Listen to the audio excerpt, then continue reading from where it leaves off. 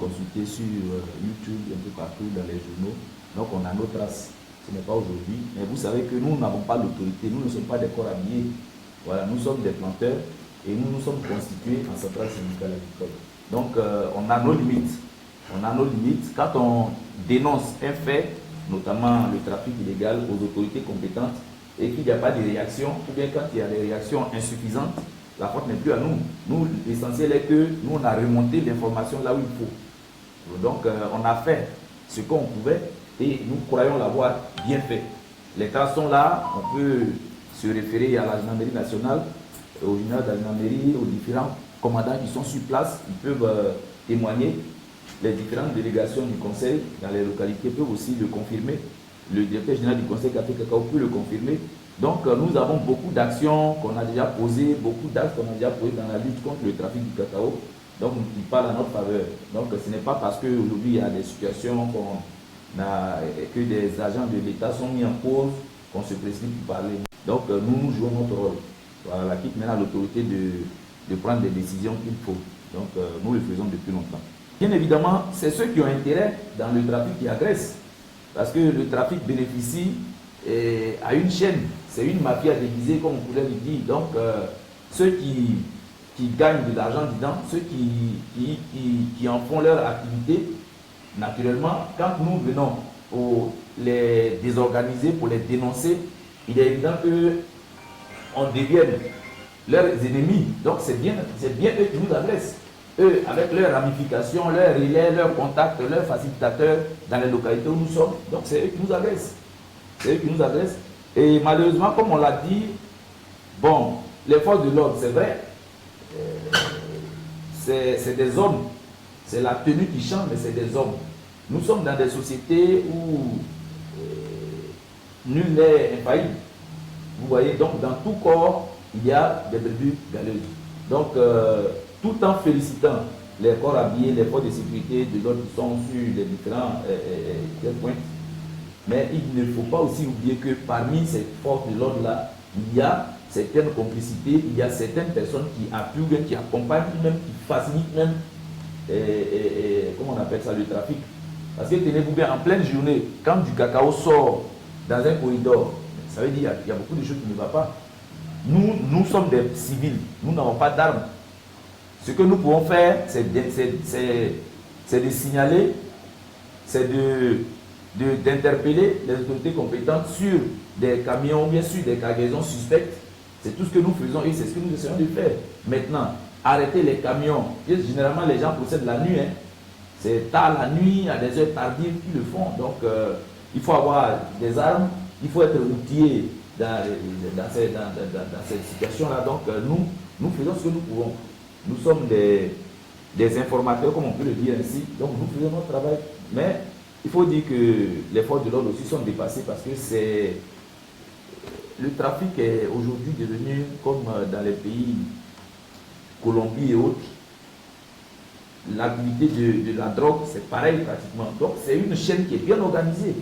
Donc, les forces de l'ordre, il faut leur donner aussi assez de moyens et il faut leur donner aussi, je ne sais pas comment dire, assez de moyens, des moyens financiers, des moyens matériels, même des moyens de locomotion, parce qu'ils se déplacent à moto, souvent ils sont 2, 3, ils ne sont pas suffisants. Alors que tu peux trouver dans un village où c'est pratiquement toute la communauté qui s'adonne aux trafiquants parce qu'ils sont très proches. On a des villages qui sont à cheval en Guinée et en même temps en Côte d'Ivoire, pratiquement. Donc le gars il est à 2 mètres de la Guinée. Donc il préfère vendre son cacao là-bas. Il y a ça, il y a l'inaccessibilité des routes.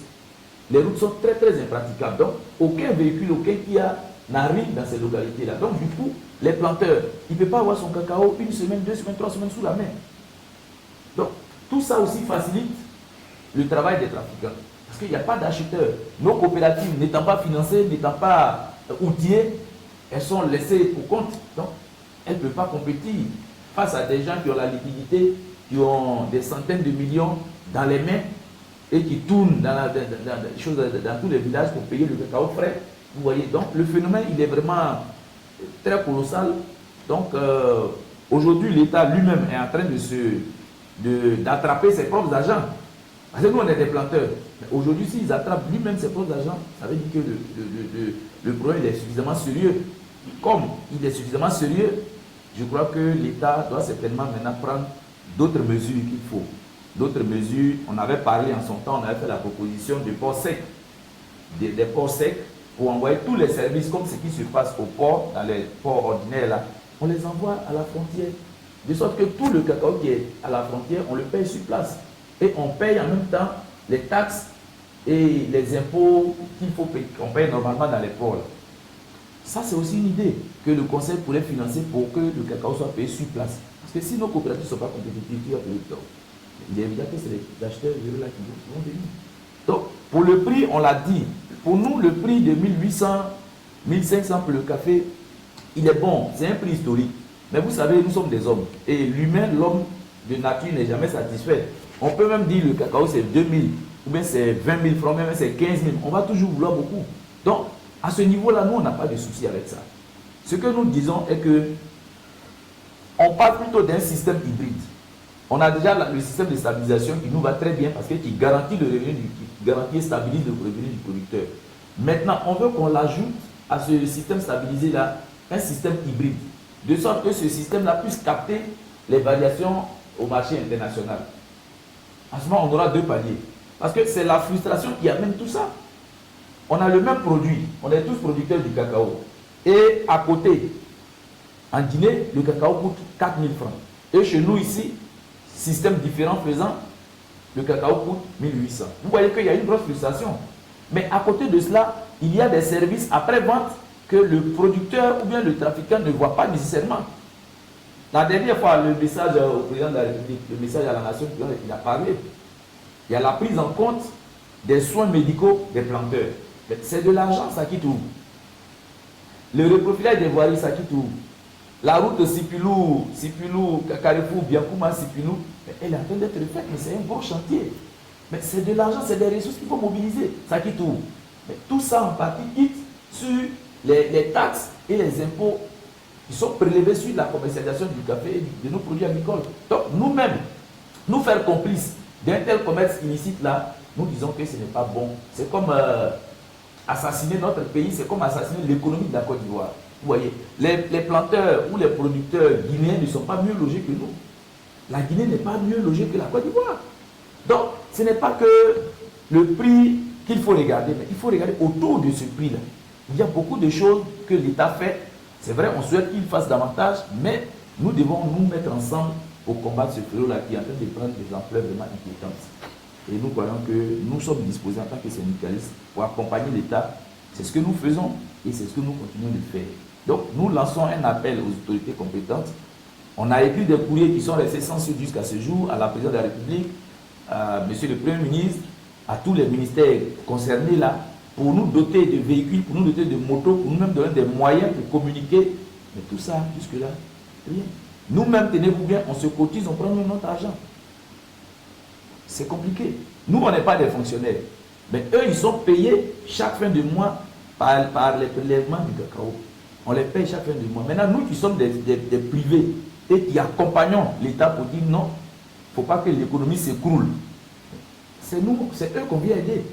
Les préfets, les corps habillés, tous ces fonctionnaires, c'est eux que nous vient aider. Nous sommes des bénévoles. Donc nous, en tant que privés, nous, on a nos champs. C'est là qu'on a l'air pour manger. Mais quand on vient les aider, je crois qu'eux aussi, ils doivent essayer de regarder pour nous accompagner. Donc ensemble, nous devons faire ce travail-là. C'est ce que nous disons. Donc c'est un travail qui doit se faire de façon collégiale.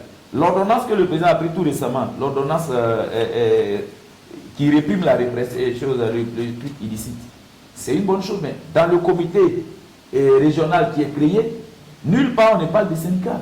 Nulle part on ne parle des syndicats. Mais on sait aussi que les forces de l'ordre ne sont compétentes et ne sont efficaces que par le renseignement, par l'information, par la participation des populations. Mais si on fait un comité, que les syndicats ne sont pas dedans, ils ne sont pas pris en compte, quelle efficacité qu'on peut avoir? C'est comme si on donnait un blanc-seing. Parce que c'est un planteur qui peut alerter, qui peut signaler par un message caché, par une information voilée, pour dire, ah, autorité, commandant, il y a un camion qui est en chargement. Je suis en train de faire ici. C'est comme ça qu'on a fait. Et c'est comme ça qu'on a fait pour arrêter 100 tonnes. En une nuit, 100 tonnes de cacao, nous, on a réussi à saisir ça. Vous voyez? Mais on n'a pas été félicité ni encouragé, comme si ce qu'on faisait n'était pas bon. Vous voyez, donc il y a beaucoup d'initiatives que nous prenons en tant que syndicalistes, en tant que planteurs sur le terrain pour aider l'État. Mais il faut que l'État lui-même se donne les moyens aussi pour nous aider. Parce que c'est son travail que nous faisons. Nous, on n'est pas payés. C'est son travail que nous faisons.